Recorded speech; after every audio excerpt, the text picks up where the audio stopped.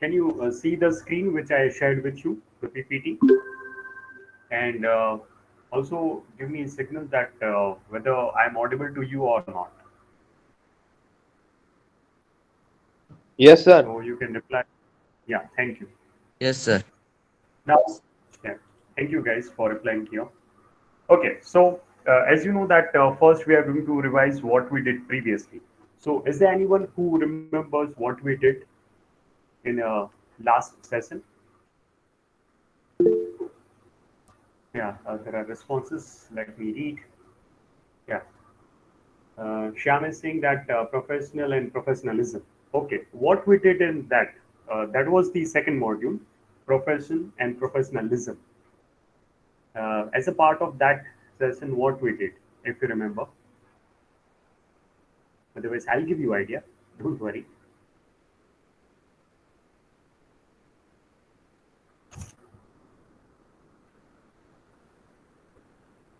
Okay, let me give you hint.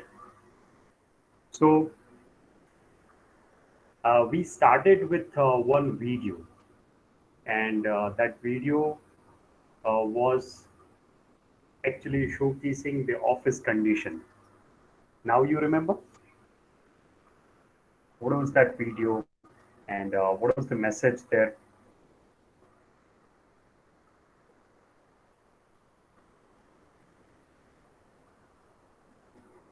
Anyone can reply here in the chat box.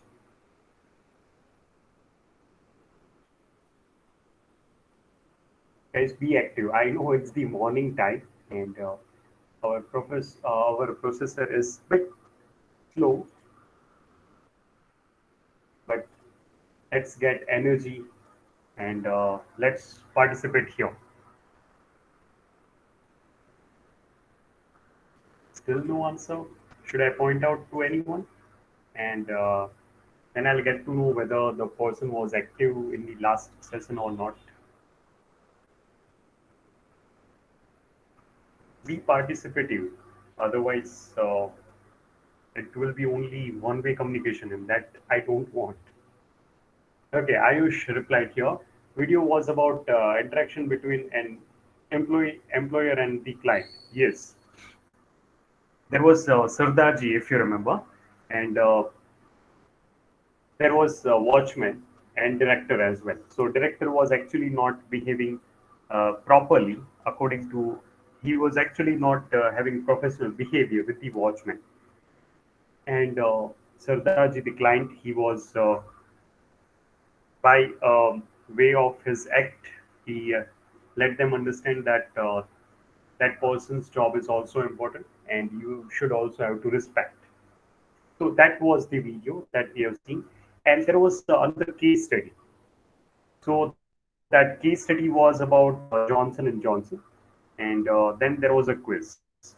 So there was a problem happened with the product of Johnson and Johnson, Tylenol drug, and how they responded, how quickly they gained the market. Was that real incident that we covered as a part of the study. Now, let me tell you what we are going to do today. So, in today's session, our third module is going to talk about ethical theories.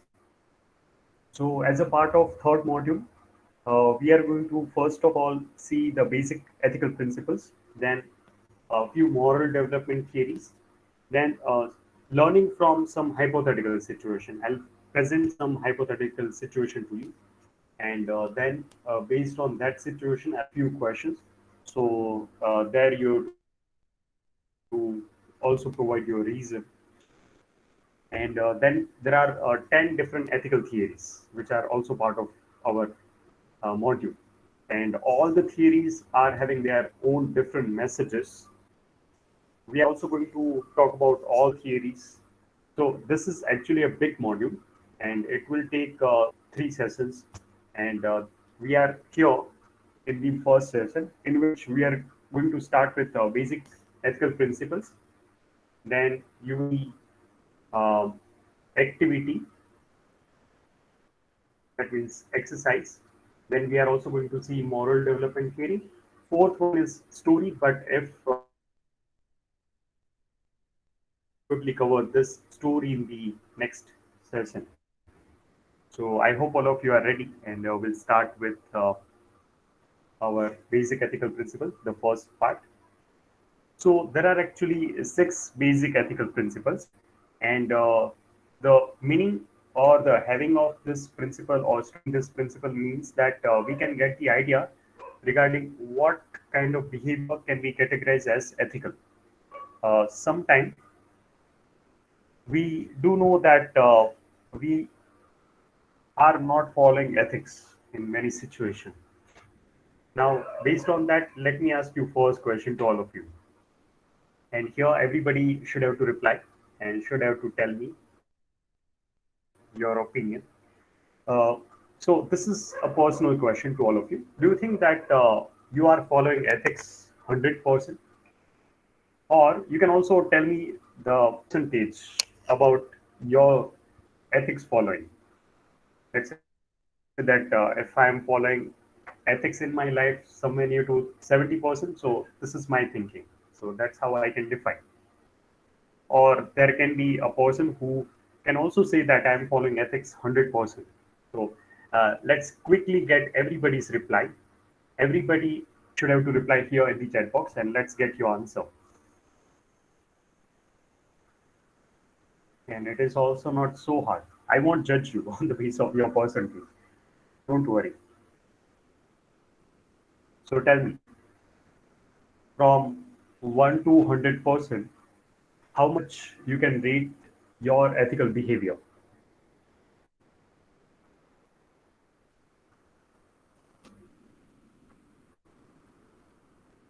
Okay, Ayush is saying 85%.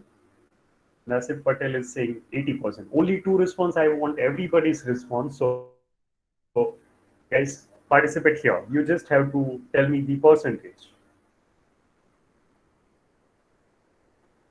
I won't ask you further question. Don't worry. Just tell me. If you look at your behavior, how much ethical you are in the scale of 1 to 100.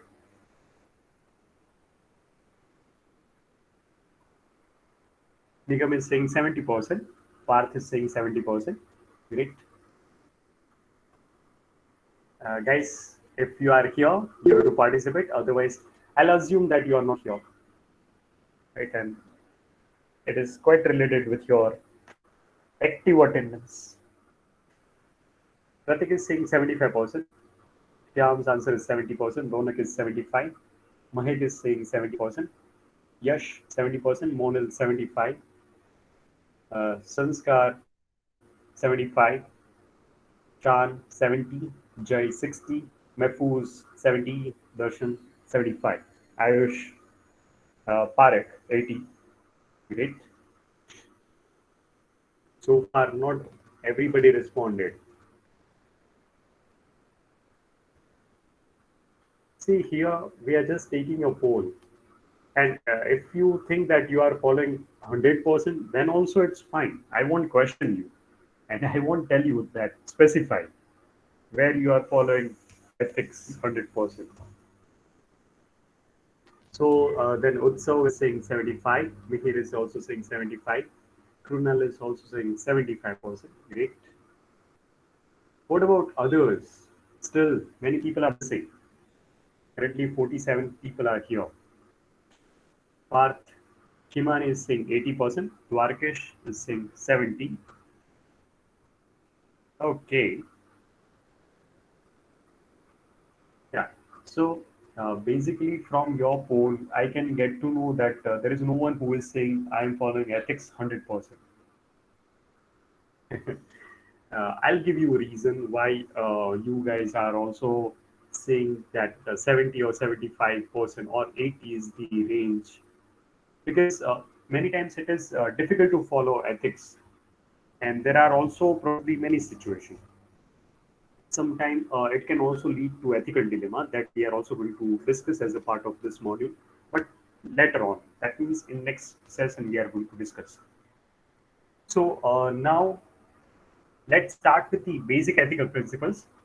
This basic ethical principles will give us idea regarding how much ethical we are. And let's see. So one by one, we will see all the aspects. The first one is beneficence. That means we should have to act. Our thoughts should have to directed in the direction in which we are doing good for others. So we are thinking for the others' benefit in all the aspect, and that's the first principle which is telling us. Let me give you example here, uh, where we have actually not followed. Many times we do miss this principle. So let's say that you are in a hurry and you want to shop from uh, one particular shopkeeper, and you park your vehicle uh, and not thinking that it will block the way for other people. So many times this do happen with us. If we are parking a vehicle in such a way that it is blocking other people's way, other if the vehicle is already there and the person is unable to take out the vehicle because of our uh, parking of vehicle, so it can also create a big trouble. So knowingly or unknowingly, sometimes we miss this principle. So uh, the beneficence is talking about our thoughts and action should have to directed in doing good for others, and many times we do miss. But if we take care of it, then we can also correct our action too. It is also not too hard. Now, let's go for the second principle. It means least harm. Second principle is saying least harm. It means that our action must result in least harm to others. If I'll give you example here, let's say that we are aware about BRTS service, which is from Madhapur to Gondal Chokri, and I'm assuming that most of you have seen this service. So if you haven't been in BRTS, then also there are many other service in which this is a common situation. So in majority of the bus service, there are few seats which are reserved for particular category. Like particular seat is available for ladies. Some seats are available for pregnant women. Some seats are available for old age people. Let's say that you took the bus from one of the point, and you were waiting there because the bus was completely full. So you are also tired because you had a very bad day, and you worked very hard throughout the day. So you are also tired. Now, after a few stops, you notice that a few people uh, left the seats because they want to catch their stop, and three, two or three seats are available, and you also want to grab one, and you grab that because you are very young, and you have noticed that there is one old lady who is very much in need of that seat. Sometimes our action is also in such a way that we are creating some harmful effect. The first one is also kind of having the similar meaning, but first beneficence was talking about every action, every thought should have to give benefit to others. While this one is like if you are offering seed to that lady, that is you are taking care of least harm principle here. So that's the example here. Now we'll go for the third principle, autonomy. Autonomy is having a great feeling. It says that we should not have to impose our idea, our view on somebody else. And it is quite common in Indian society. If I'll give you example here, Darshit Safari, we are aware about this movie Tare Zameen Par. So we do know that in Indian society, generally, our parents, our grandparents, or our family members, generally, they are telling us what to choose as a career option or not.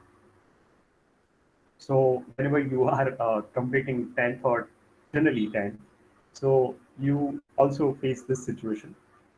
Your parents are telling you what to choose, whether to choose commerce, science, or arts. And generally, we have observed that freedom is not given to the child. So nowadays, this scenario is changing, but it is quite related with our principle autonomy, where individual person's idea is not respected properly, and our idea is imposed on that person. So this is also quite common. Now, next one is peace. One of the basic ethical principles is to send violence and to not support those who resort it. So, if you are supporting any kind of violence, that means you are not observing peace in your life. If I'll give you an example, we do know that there are many festivals which are coming, and now because of COVID, the festivals are also going to lose some of the charm. But if we talk about the previous situation, generally we have observed that in uh, Janmashtami, especially in Saurashtra, it is a big festival. So most of the areas are going to have pandals in which Krishna Bhagwan's different leela is going to be part of that particular pandal, and they are also asking for the donation. So it is also like they also need the requirement of donation is also there, and that's why they are collecting donation.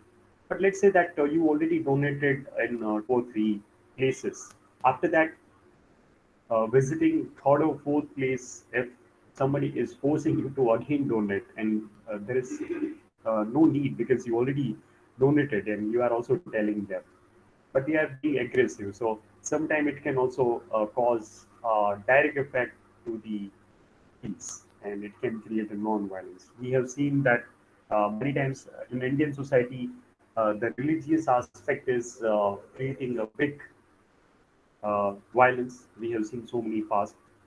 So people are many times losing their uh, anger, and they are actually uh, because of this kind of behavior. Many times it's are happening. This is just one example. There are many examples which can be also seen. Let's say that many times we have seen that if people, if a group of people are not so happy with the new government policy, then they are also opposing. If they are opposing peacefully, then it's okay. But we have seen our history that people are becoming violent many times, and that is also creating a big trouble. They are also not looking at the that is actually not ethical way, basically, because they are not following ethical principle of peace there. In most of the situation, we should have to keep a calm, and we should have to follow non-violence because that is the ethical way. We have seen from our many leaders, freedom fighters, that majority of the leaders they were protesting against the English government, and the biggest example is Mahatma Gandhi that we have seen. And he, though there were contribution of many people, but he was also playing a big role in there. So that is the ethical way. Now, last two ethical principles, it is justice. Justice is not being like you are every time advocating somebody's side. Justice is like you have to be fair uh, towards everyone. And if you are being biased, or if you are being, if you are favoritizing someone, then actually you are not following justice. And this is a common situation too as well for everyone. So if I'll give you an example, let's say for the development of our country, we have observed that many times few lands are acquired by the government. So this is for the development, right? Uh, if the government is taking proper steps, like they are whose land they are acquiring, if they are providing benefit to them, some extra benefit as well. So they are being fair there. But if sometimes few contractors just to make their own building, we do know that sometimes contractors, these builders are also taking unethical step like forcefully acquiring some of the land. So that is actually not justice. Though that going to give house to some of the people, but if they are not giving benefit which the owner of the land is required, then they are actually not following ethics there. So justice is being fair. And if I give you example regarding our real life, uh, in the office condition, you will also see this. Many times it is observed that our boss, top management, is also uh, being biased towards some people just because they are doing their own personal work. The boss, uh, all the orders of boss, they are also going to give a favor to them, like in terms of increment, in terms of position. So it is also quite common situation in most of the corporate houses. So there also justice is also not followed because there is biasness, not fair performance evaluation is happening. So it is also quite common there. Now, talking about truthfulness, we are very much aware. Uh, Truthfulness is one of the basic principles that we can consider about ethics. We should have to value about truth in most of the situation, all the situation. But sometimes we are also taking side of life. Why? We are aware that in many of the situation, sometimes lie is also giving benefit. Like let's say that somebody is in danger and there are few people who are after that person. So just to save that person's life, if you are telling lie, then you are being ethical, but you are actually not following the principle of truthfulness there. So sometimes if we talk about all the basic ethical principles, so sometimes it is very hard to follow each and every principle. And that's why if you now you can connect why I asked the first question to all of you that how much in the scale of 1 to 100 you are following ethics in your life. So it is very difficult to follow 100% ethics. For that, you should have to keep a calm. Though there were many people who followed ethics. If we take the example from our religion and Sri Ram and his character, all whatever action he did was quite considered as ethical because he was every time following all the ethics. He was not even lying, and he was taking care of everybody's aspect, everybody's feeling. So uh, it is not impossible to be, but for that you should have to clear all your thoughts and you should have to think about the ethics part more, and you should have to leave the selfish need aside. Now, as I told you, we are also going to have activity. So first, let me tell you what we are going to do as a part of today's activity. There will be few situations which I'll tell you one by one. What you have to do is you have to relate that particular situation with one of the principles, right? Whether it is a negative situation or positive situation, but you have to decide which principle is followed here or which principle is not followed here. So only one principle you have to link there, and I want you to reply here with the help of chat box. So let's start with the activity. One by one, I'll specify this situation. So we are looking at six situations one by one, and these are the principles, six principles that we have already discussed. So now you are already having idea, and based on what we had a discussion regarding all the principles, you can now match the particular situation with the particular principle. So talking about the first principle, first situation, it says that someone dropped his or her belonging by mistake, and you notice That person asked you about the same. So where you can relate this situation, you can tell me in the chat box. Which principle can be related here with the first situation?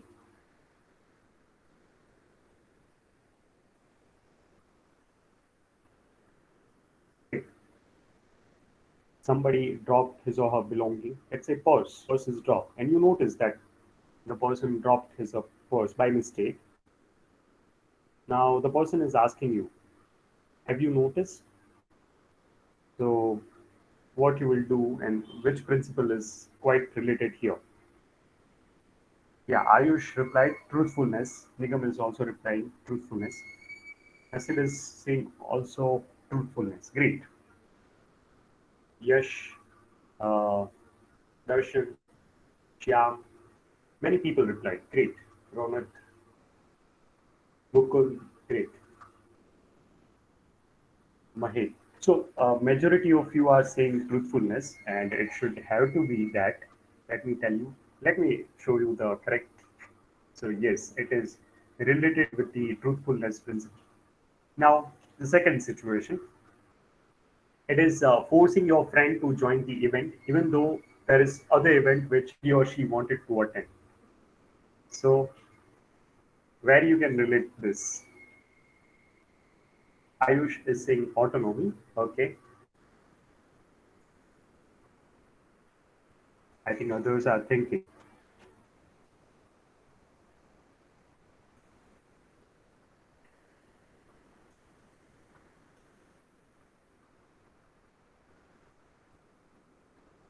Yeah, now I'm getting replies.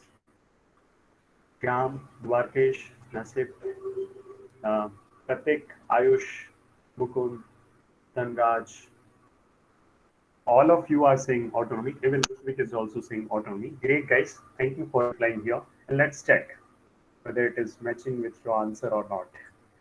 So, it is definitely autonomy. Here, you are not following autonomy. You are not respecting other people's idea, and you are forcing, you are imposing your idea there. And it is also quite common situation in everybody's life. Right now, the third one, the group approached to shopkeeper and demanded 1,000 as donation. Shopkeeper refused and group beat him up. So, where it is related?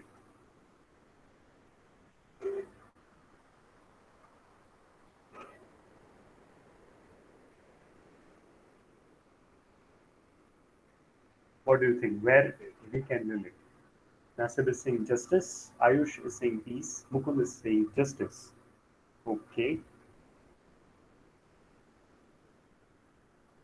Darshan is also saying justice. You see, there is a little bit difference between peace and justice. But if you can analyze the situation, no, majority of you are saying justice.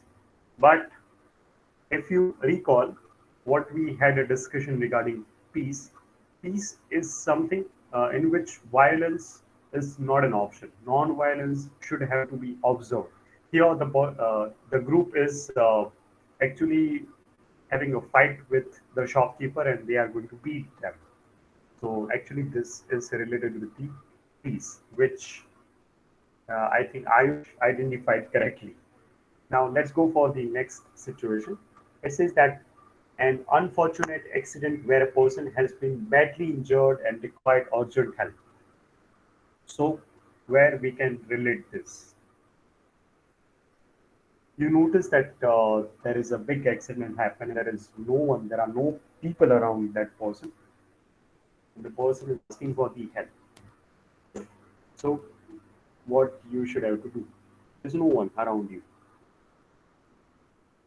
Ayush is saying beneficence. Okay. Mukund, Janish, they are also saying beneficence. Great. What about others? They are still thinking or what? Now you are having reduced option. Shyam is also saying beneficence. Great.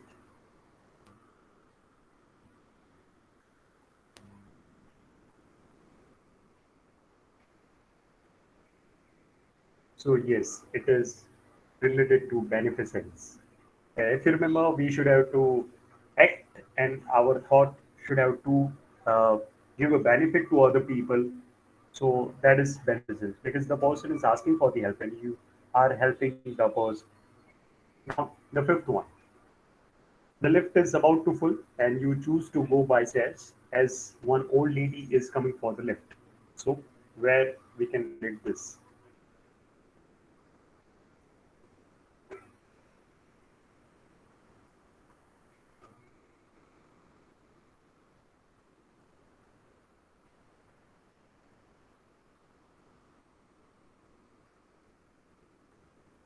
So Lee's Tam, Ayush is saying, and Janish is also saying, Pratik, Ayush, Shyam, Laslit Patel is also saying Lee's Tam. Great. So this is actually related with the Lee's Tam. And last one, I won't ask you about your opinion because there is only one left. But let me first read the situation. It says that you don't like loud music while you pray in your room, but it is only allowed for your best friend. So actually, you are not being fair here, and it is quite related with justice. It is quite common situation in everybody's life. If there is somebody who is our best friend, so we are biased towards our best friend, and something is allowed for that particular person, but for others, we are not allowing them, and we are also being angry and doing fighting. So here, justice, being fair, is not observed. So that's why it is quite related with justice. I hope you enjoyed this activity. Now, we are going to discuss about moral development theory, and there are actually three moral development theory. First, let me tell you the basic idea. The moral development theory, it means that how we are developing our thinking towards moral, how our character, how our thoughts, how our actions are resulting in the moral side more. So this is the study which three people did, and they did research on human beings, their behavior, and they identified that there are few factors which are contributing towards our moral development. And based on that factor, we are also developing our thinking towards what is right, what is wrong. So the first person who provided this theory is Jean Piaget, and he did research on many people, many child actually. So many group of child he invited, and he studied their behavior for many days. After the research, he provided this theory, and he provided a good standard theory. So we are going to start study about Piaget's theory. Then uh, Lawrence Kohlberg, he found some loopholes in Piaget's theory. So he also started doing research, and he also provided his own theory, which was later on known as Kohlberg's theory. Uh, Both this person, Jean Piaget and Lawrence Kohlberg, they missed few aspects which Gilligan was not liking, and that's why she provided her own theory, and that was known as Gilligan's theory. Now, what is that theory? What are the outcome, and how they found it? So let's discuss one by one. So we are going to start with Piaget's theory. So Jean Piaget was among the first psychologists to study moral development in child. He was actually a psychologist, and he observed that there are few things which are triggering us to decide about right and wrong.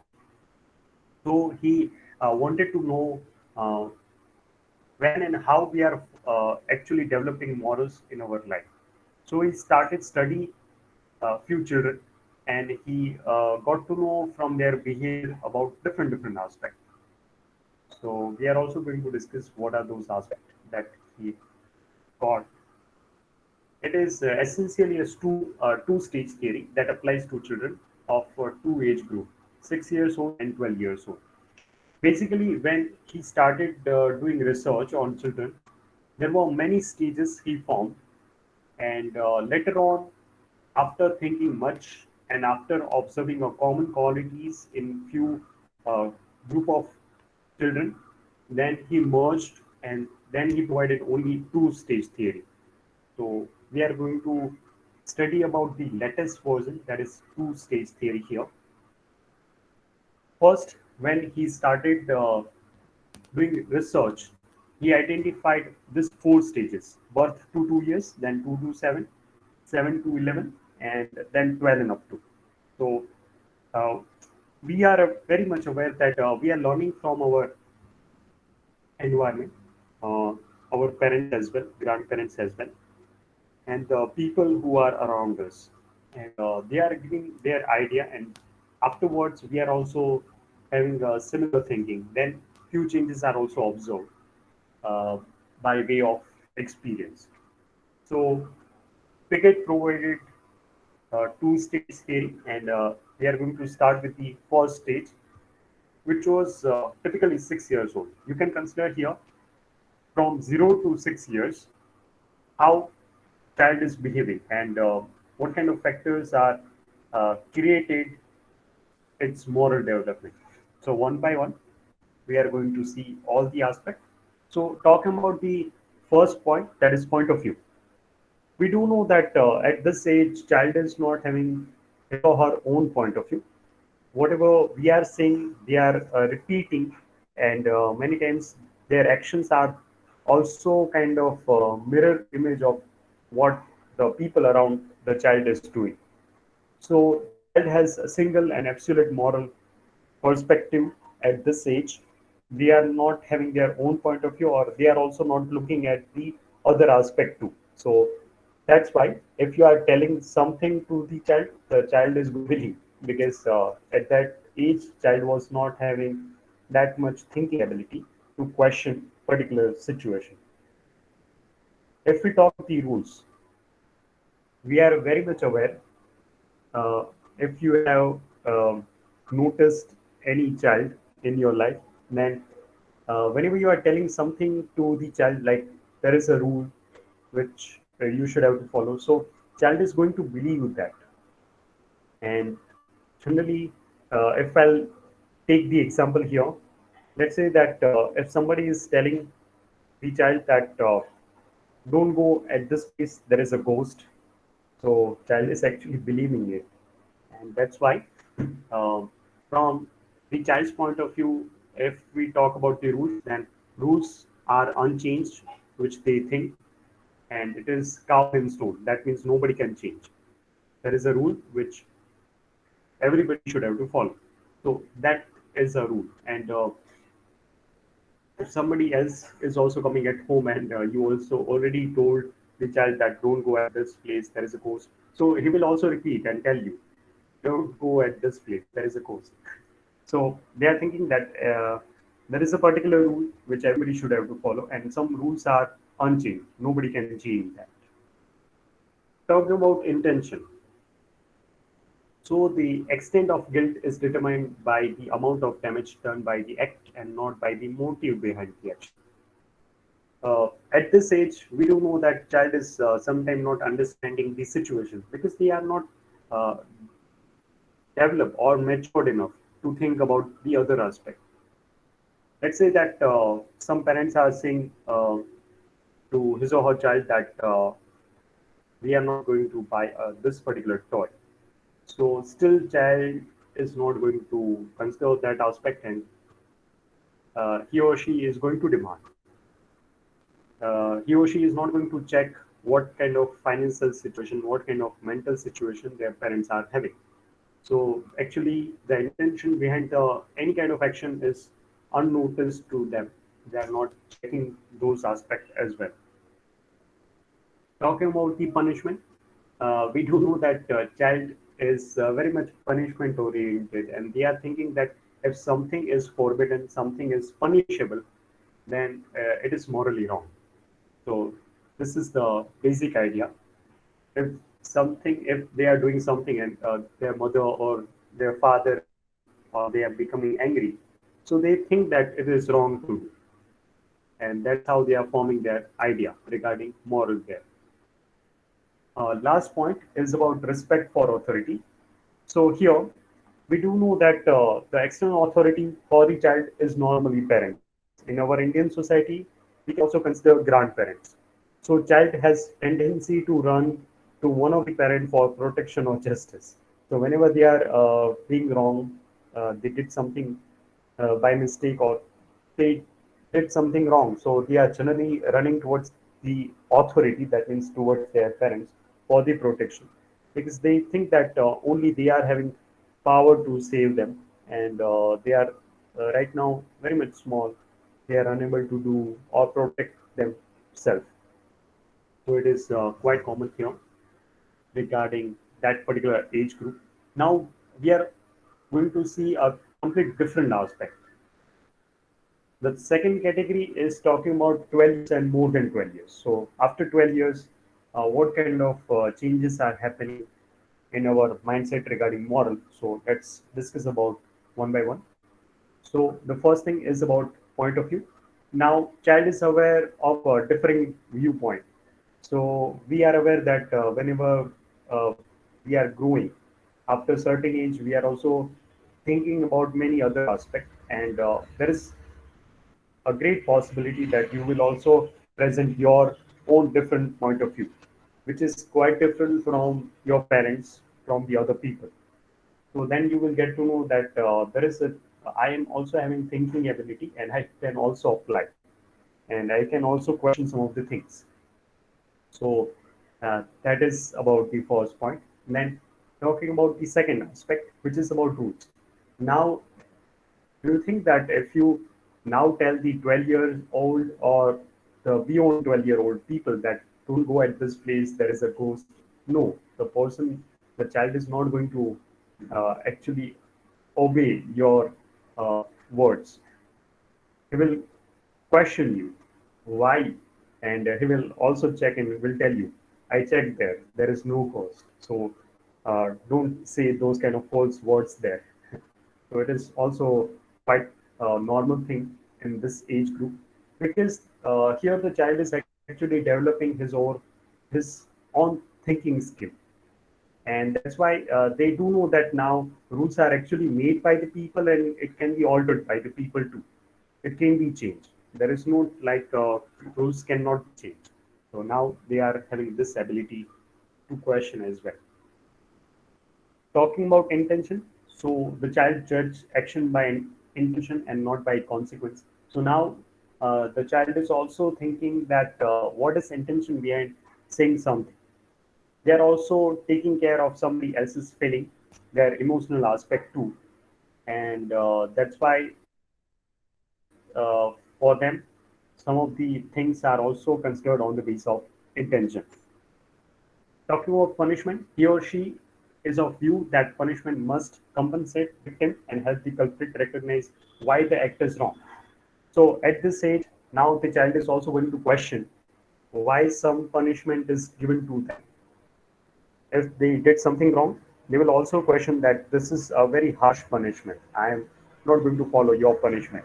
You should have to minimize your punishment. So we are also going to um, bargain there about the punishment. They do know that for certain acts there should be punishment, but it should be at particular level. No harsh punishment can be provided to 12 years and more than 12 years people. Talking about last point, that is respect for authority. It means that mutual respect for authority and peers allows children to view their own opinion and judge other people realistically. So here, at this age or after this age, generally child is actually expecting mutual respect for the both the opinion. Here, they are also considering that if you are right, but let me also prove my point. If my point is also valid, then you should also respect my point of view. So that is also quite common situation, which is observed in the child category. So this is the Jean Piaget's theory, which is also known as two-stage theory for the moral development. Now, let's discuss regarding Goldberg's theory. Actually, Jean Piaget was missing few aspects, and that's why Kohlberg provided his own theory. If you notice, in Jean Piaget, only the experiment was happen on child, only on children, but he missed the aspect regarding adult. We do know that our moral development is not stopping anywhere. It is continuously developing different stages, and it is growing the different aspects. If you are going at the teenage, and after completing your teenage, if you are going on the adult age, let's say that you are going to have different responsibility of your family, then also by way of your experience, you are also changing your moral thinking. After certain age, you will also thinking that no, this is the right, or you will also say that this is also not wrong. So that kind of opinion is also observed in our human life.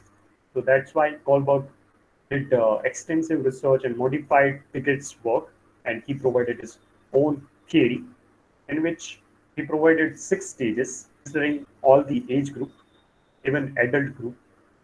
Then he provided and bifurcated in majorly 3 levels. So what are three levels? Let's discuss one by one. So these are the 3 levels: pre-conventional, conventional, and post-conventional. Now, talking about the different stages. First two are quite related and quite common with the Jean Piaget's work, because it is more focused here on child's moral development. So we do know that in the first stage, the child is more obedient and punishment oriented. They are thinking something is right and something is wrong on the basis of moral, on the basis of punishment aspect more. Then the second one is also quite related with Jean Piaget's stage two, that is about typically individualism and exchange. Then we do observe that person is also developing his or her own different thinking. So that's why, based on different point of view, the morals are going to change. The third one is about good interpersonal relationship. Here we do know that at this age, people are becoming more friendly. They are having their big friend circle, and because of that friend circle, and they are uh, conversing with the different people. They are also developing their own different point of view based on how they are communication with the other people. And our friends and they are also telling us, no, this is right, this is wrong, and that's why this is also becoming a big factor. The fourth one is maintaining social order. Then at this age, a person is also thinking that there are particular rules and regulation which everybody should have to follow in the society, and they are also respecting those rules and regulation. The fifth one is social contract and individual rights. Then person is also going to question some of the uh, rules and regulations, some rituals, and they also thinking that no, every time this is also not right. If even if the society is saying something, but they are also having their own point of view, and it is also observed in the adult age. Then the last one is about universal values, where a person is also thinking that everyone rights, they are also having their own thinking ability, so they are also not wrong. So here, now let's discuss about Gilligan's theory. So basically, Gilligan was also studying the theory of Kohlberg, and she also found some of the loopholes. Because of that loopholes, she provided her own theory. She was thinking that Kohlberg did research only on males, and he missed the girls aspect as well. Why? Because she's thinking that girls are not so much uh, thinking about rules and regulation. They are also keeping emotional aspect, and because of for them, feelings and emotions are also on the priority. And if something like that is missed for them, it is unethical. It is not morally right too. And that's why she provided her own theory, which is based on girls. So now let's check what is that theory. So again, the three levels are there: pre-conventional, conventional, and post-conventional. For girls, the first question is about individual survival.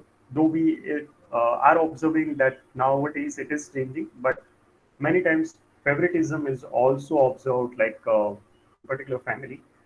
More preference is given to a male part and less to female part. So here the question for them is about individual survival. Then transition from selfishness to responsibility to others as well. Then they are also thinking that something is as a responsibility they should also have to carry. And we do know that girls are becoming more mature in um, in the later stage compared to the boys.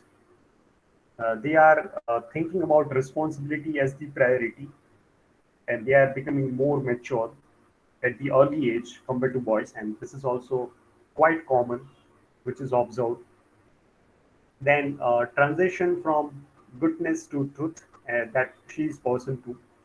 The last one is about principle of non-violence: do not hurt others or self.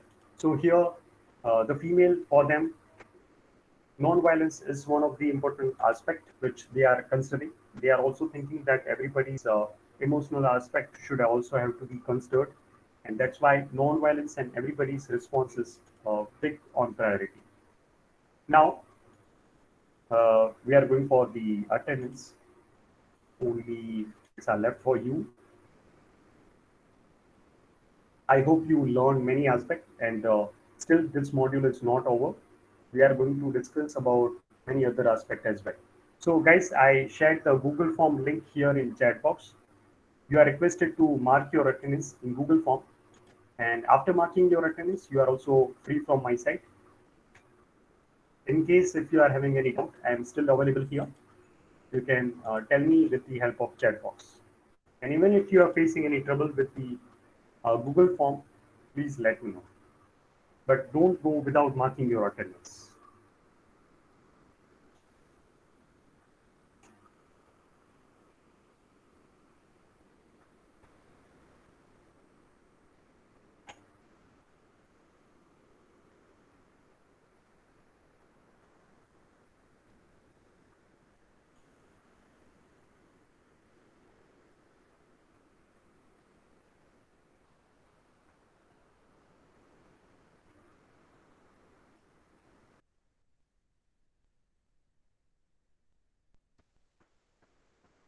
So mark your attendance, and then you are free to leave for your next session.